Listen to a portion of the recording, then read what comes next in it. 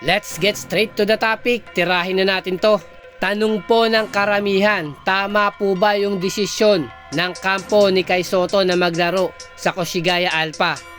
Medyo marami po sa atin hindi natutuwa sa nagiging performance ngayon sa koponan ni Kai Sotto na Koshigaya Alpha. Ayoko pong maging bias tulad ng ilang content creator na puro positive yung sinasabi. At para po sa aking personal na opinion, hindi po ako natutuwa sa mga nangyayari ngayon. Sa kabuoang performance ng koponan ngayon ni Kai Sotto na Koshigaya Alpha, mukhang individual performance lang ang target ng kampo ni Kai Sotto, na mukhang magpapataas lamang ito ng figures sa bago niyang koponan. Kung inyo pong matatandaan, may mga nag-offer na mga koponan kay Kai Sotto na malalakas po at ilan dyan established na po yung kanilang koponan sa B1 League ng Japan.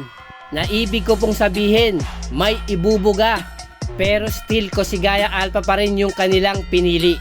Bigyan ko lang po kayo ng short story ng Koshigaya Alpha sa B2 League ng Japan. For me, hindi to kalakasang koponan. In fact, yung standing nila na 35 wins and 25 losses sa Eastern Conference po ng B2. Na pumangalawa po sila sa koponan ng Altiri Chiba na may standing po na 56 win and 4 losses lamang po.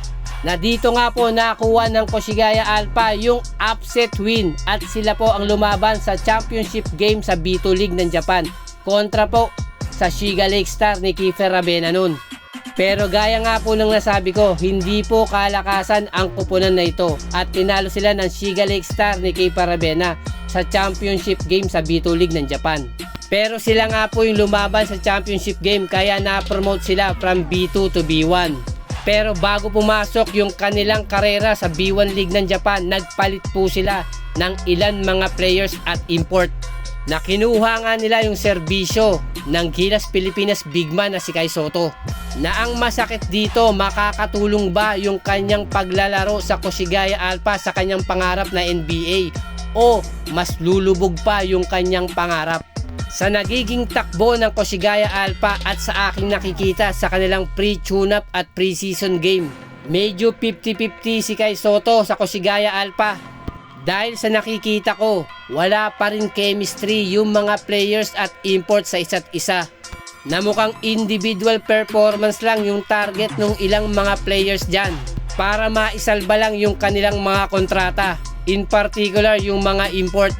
At kung ikukumpara natin yung mga gwardiya ng Koshigaya Alpha from B1 League team, napakalayo po ng agwat at yung level ng IQ at napakababa po nung kanilang outside shooting, in particular sa 3 points area na yun ang lethal weapon ngayon sa larong basketball.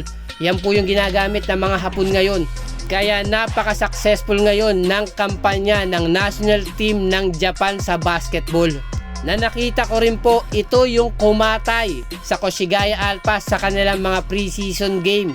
Yung 3 points, hindi nila masagot o hindi nila matapatan yung firepower ng 3 points ng kanilang mga nakakalaban. At yung mga naging observation ko po sa mga live game ng Koshigaya Alpha, nakakatawa man sabihin po, kengkoy yung kinalalabasan ng kanilang mga laro. At nagiging kanya-kanya po sila. Then naluluto pa sa tawagan si Kai Sotto na sigurado pong malaki ang magiging epekto nito sa pinapangarap niya pong NBA. Na ito lang po ang masasabi ko, nasasayangan po ko sa ilang offer para kay Kai Sotto sa mas malalakas at established team sa B1 League ng Japan. For example, sa Kawasaki Brave Thunder at Yokohama B Corsairs na talagang kukuha sila ng Asian import na Filipino po ang kanilang target. Nasa kabila nga ng pagtanggi ng kampo ni Kai Sotto sa mga offer na yon, na si Matthew Wright at Kiefer Ravena ang nakinabang po ng mas malaking opportunity kontra po kay Kai Sotto dyan sa B1 League ng Japan. Although napakaaga pa po para ako po yung mag-conclude para sa kahinatnan ng Koshigaya Alpha, na hindi nyo po ako masisisi dahil nakikita ko po yung kanilang mga preseason game. Medyo malaki pa po ang kakulangan na posible po at the end babagsak muli pabalik ng B2 League ang Koshigaya Alpha kasama si Kai Sotto. na hindi po magiging maganda sa kanyang resume kung mangyayari yung mga bagay na ito.